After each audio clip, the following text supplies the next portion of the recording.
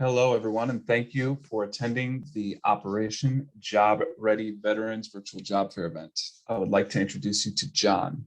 John will tell you about his organization, job openings, and how to go about applying for those openings. John, are you available to present briefly? I am. Thank you very much, Daniel. Um, Good afternoon, everyone. Thank you for joining us today. As Daniel stated, my name is John Ziegler. I am the Communications Director at Operation Job Ready Veterans. We are headquartered in Indiana, but the positions that we are looking to hire for are remote employment transition specialists for the state of Illinois.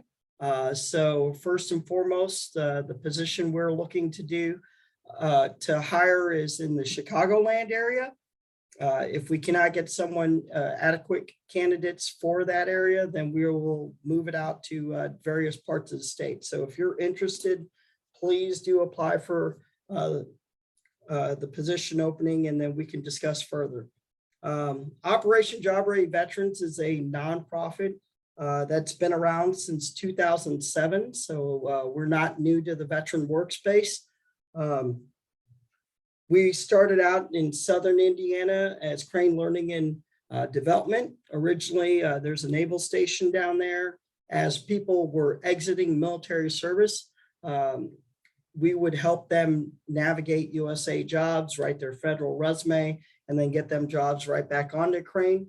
After a few years of doing that, about 2010, we grew into workforce development.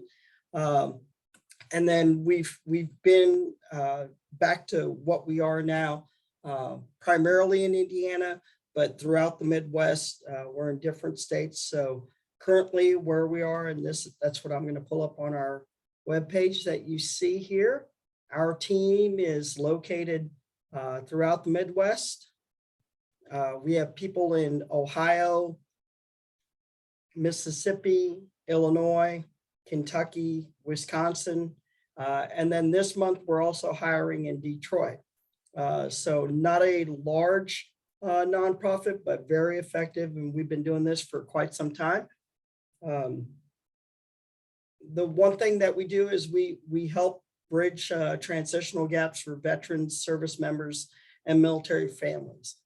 Kind of meet all veterans and all clients where they are at whatever stage they are, whether they're exiting military service or they're experiencing a big transition in their life, kids going off to college, moving from one work situation to another, graduating college and having to look for work, whatever that transitional period, each of it comes with its own set of problems or obstacles that need to be overcome before going into employment.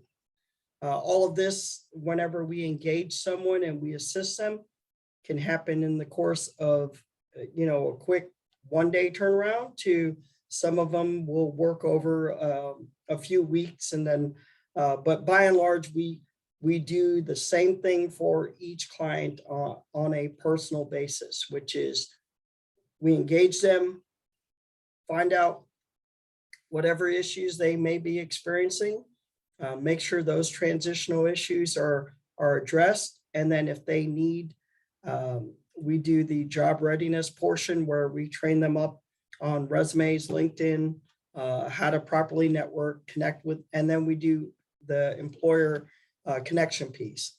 All of our services are free. So we don't hire the clients, or we don't charge anything from the clients. We don't charge anything to employers that they get to. We are sustained primarily through grants and donations, so no state or federal dollars. Call of Duty is our largest benefactor. We are, for all intentional purposes, Call of Duty's employment arm for the Midwest states. That is a brief rundown. If you visit our webpage on ojrv.org, you can see all of the services that we provide. And I won't belabor and go through all of these different pieces, but what we do, please, we rolled out this new website just February of this year, so please give it a read and I guess that pretty much wraps up everything I wanted to say. So if you have any questions, I'll take them. Fantastic. Thank you for that presentation, John. And again, for the folks that are on the webinar, I just want to encourage you, if you do have any questions for John regarding any opportunities that were covered at Operation Job Ready Veterans, feel free to enter those questions into the chat. Of course, we'll go ahead and get an answer for you as soon as possible. John, in the meantime, while we're waiting for some questions to come in, I do have a few questions that I'd like to ask of you, if that would be okay, sir. That'd be great. Excellent. So John, can you give us kind of a brief kind of idea as to how long your hiring process typically takes from the point of submitting an application to actually being extended that offer for hire? Oh, yes. So from the point of us receiving a resume, contacting that person, scheduling the interview to issuing a job offer, that entire process will probably be within the 1 week, two weeks tops. Excellent. Thank you for that, John. And John, can you kind of also elaborate more specifically for this remote role that you're looking for? Kind of what would be the normal hours worked in a week? Would overtime pay be provided? Just kind of basic information like that for folks. Oh, yes, definitely. So let's first and foremost, all of it is negotiable since it is a remote position.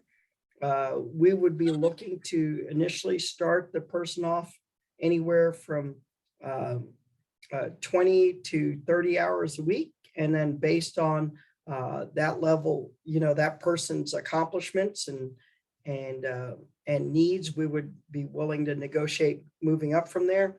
The duties that that position would entail would be nothing more than just getting the word out about Operation Job Ready Veterans to organizations and contacting potential clients. So all of the, getting into veteran workspaces, whether it's through workforce development, veteran service organizations, community organizations, all of those, attending job fairs, primarily like a recruiter, more like a recruiter than a case. Once that person would build up their own clientele or people that needed assistance, then they would transition to the case management role. So pick a good number, would probably be 5 to 10 people. Once they've gotten that amount, then they would assist those people until they either found employment or were connected to follow-on resources. Thank you for that information, John. And again, I do see we have a few folks on the webinar, so please, if you do have any questions for John, don't hesitate to throw them into the chat. Of course, we'll get those answered for you as best as possible. John, the other questions that I do have for you, again, pretty simple, straightforward. How can applicants go about getting their questions answered? I know you said you're kind of a medium to smaller organization. So folks, are looking at the website or have any questions that might come up during the application process, who would be maybe the point person to direct questions to, or is there general info at email or maybe process flow that you would suggest folks kind of follow? Yes, so I didn't get to see the job announcements on there, but I believe that our Illinois representative, Beverly Fitch, is the primary point of contact for any person on there. So her email address is B as in boy, last name Fitch at jobreadyvets.org. And so any questions could be directed to her, or you can direct questions to myself. Mine is J Ziegler, that's ZEIGLER at jobreadyvets.org. Either one of us, we're like you had said, Daniel, we are a medium to small organization, so we are very personable and very responsive. Awesome. Thank you, John. And I have, for the folks that are tuning in, I have put the email address for Beverly into the chat for you as well. So again, if you do have any questions, feel free to reach out to her again or John for any questions that you do have. John, again, not sure if you are aware, maybe off the top of your head, but do you know if there's any sort of educational requirements that would be, required for this position? No, the only education requirement the only requirement without, again, I took over this for Beverly because I didn't get a chance to read through the description, but I think the only requirement was knowledge of veteran services, preferably firsthand knowledge of being a veteran, or family member, spouse, is what we would be willing to entertain for it. But I don't believe that she put on there anything for a minimum college level education or anything like that. Awesome. Thank you for that information, John. And John, next question that I do have for you is kind of building off something that you just stated. And that is, how can a candidate stand out and get an interview assuming they are qualified for the position? You did kind of allude to maybe the idea of maybe having prior service, being a veteran themselves or spouse of a veteran, as being maybe a good qualifying factor for this role. Is there anything else maybe that folks should highlight on a resume or maybe mention during maybe a screening or an interview that might make them kind of stand out as an applicant? Oh, definitely. Yes. So the more the merrier. If you can meet a lot of the needs from the job announcement, that would be first. But definitely, if you could highlight your network and community involvement, that's probably our first one. Of course, being connected to veteran service organizations, the American Legion, AMVETS, VFW, holding any positions in those organizations always helps. Familiarity with the Veterans Affairs disability ratings and the process about applying through those, working in concert with DWD, County Veteran Service Officers, DVOPs and leavers. All of those will really make a client stand out. And then, of course, the basic customer service, client-facing positions. So the more that you can highlight, that you've done case management.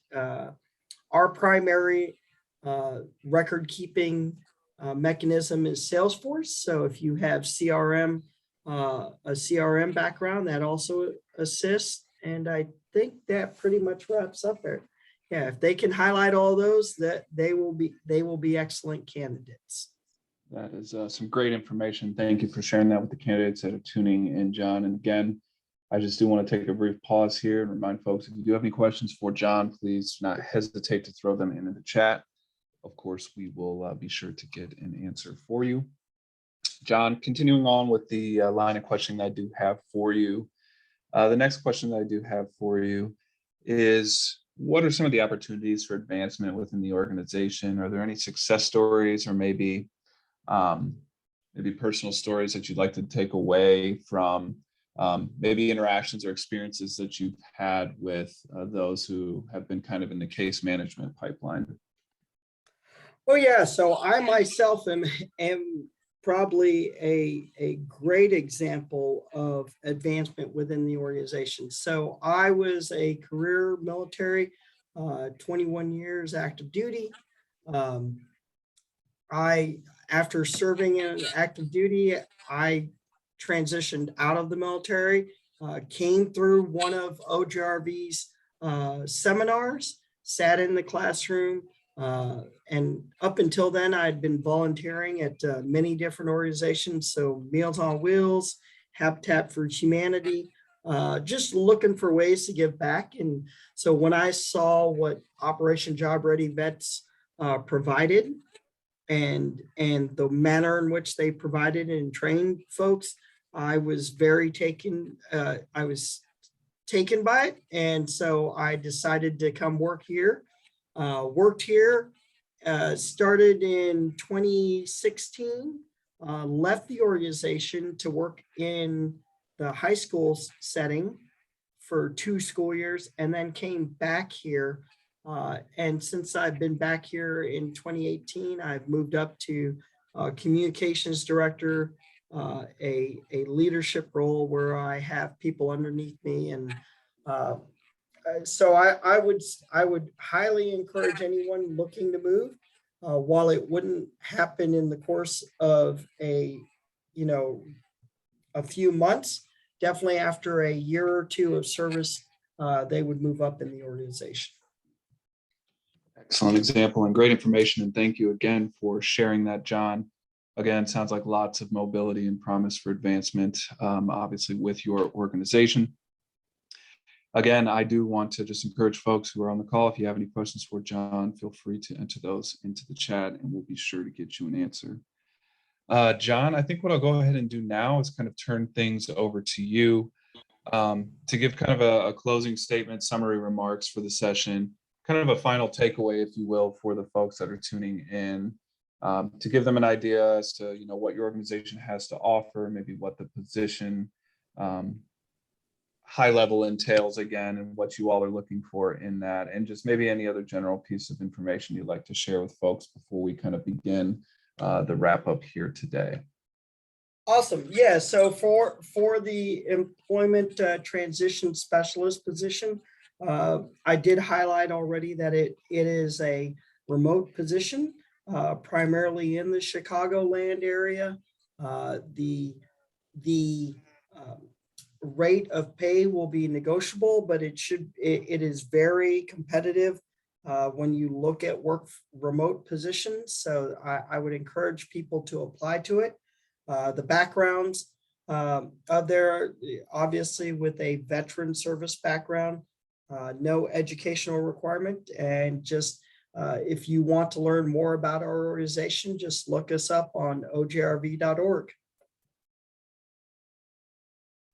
Excellent. Thank you for that information, John. And again, I just want to encourage folks to take a look at the chat if you have not yet already. We have put both Beverly's information, contact information, and John's contact information in the chat as well. So if you do have any questions, maybe that come up after the event takes place that you'd like to reach out and ask them about, please feel free to do so. Obviously, John's generously provided his contact information and Beverly, so don't hesitate, you know, obviously to reach out and ask any questions that you might have for them. As far as next steps, I'd like to share with folks. So just want to mention that today's session has been recorded. We will be uploading this session to the Illinois workNet YouTube channel within 48 hours of the conclusion of this event. So the takeaway here is if you have any information that you'd like to go back and reference, maybe that John covered, or maybe any of the questions that were asked, feel free to take a look at that recording again, you know, while you're filling out the applications. The other thing that I'd like to go ahead and note as well, mainly for you, John, and for Beverly as well, is that obviously we did create a registration page for this event. We did capture all of the registrant's contact information when we did so. So I will be forwarding that information on to both yourself, John, and to Beverly. So to the job seekers that are tuning in, these folks will have your contact information. And, you know, there might even be a possibility that they, you know, might follow up and reach out to you to gauge kind of what your interest is, see if you have any questions that you'd like to have answered, so on and so forth. But nevertheless, John, that information will be coming to you post-event, again, within 48 hours of the conclusion of this event. Awesome. Thank you. Excellent. And at this time, I do, again, want to kind of go ahead and allow for a last call. If there's any final questions that you have for John, or, you know, just any general questions about Operation Job Ready Veterans, please feel free to enter those into the chat or unmute yourself and ask them now before we wrap up today's session.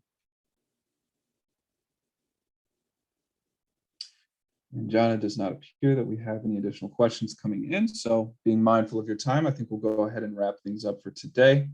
Again, thank you for joining us, taking time out of your schedule to present. And we will be sure to, again, broadcast this, over our networks, and be sure to share this with the folks that we have subscribed to our channel and to our email subscription list. All right. Well, thank you very much, Daniel. Of course, I hope you have a wonderful rest of your day. Take care, sir. All right. And you too as well. Bye-bye. Take care.